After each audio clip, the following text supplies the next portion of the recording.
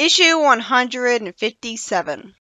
After we unfortunately don't get to see even one panel of Sonic Sass finally escaping the cell, he says that a horribly misspelled Knack the Weasel had a belt to regrow him, but there's a rumor that he left the city. Fortunately, common sense kicks in for once, as the next group of civilians that spot him actually hate the evil princess instead of wanting to annoyingly turn him in. Then Eggman assures the princess that he's hired a team of mercenaries to hunt down Sonic. Some mercenaries on a motorcycle go looking for Sonic, and Sonic says there's no way they'll spot him and the other civilians up on the roof. Why did the civilians go with him and put themselves in danger for supporting him? Predictably, they're all spotted immediately.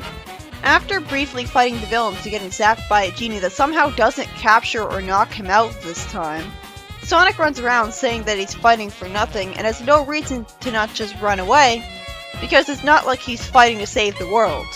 So that's exactly what he does. Well, that was boring. The story just ends there. And then there's a reprint for the only other story of the issue.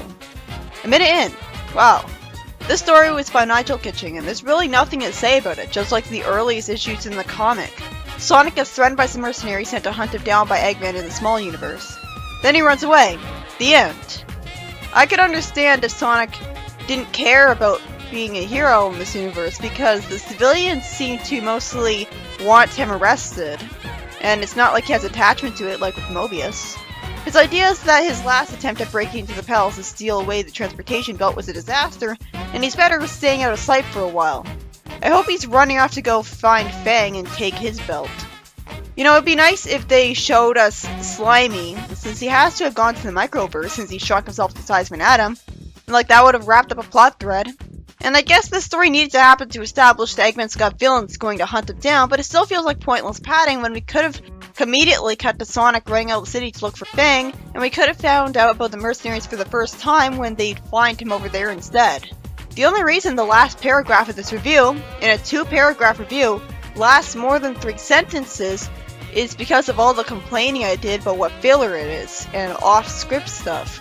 I think the time in the small universe might count as the dark age of the comic. I mean, it's not terrible, at least it's a change in the status quo, but it never needed to happen in the first place. Microverse idea doesn't make any sense, and there's no reason we couldn't just have seen Grimer revive Eggman right away by blasting a growing rate him, and skipped this nonsensical universe.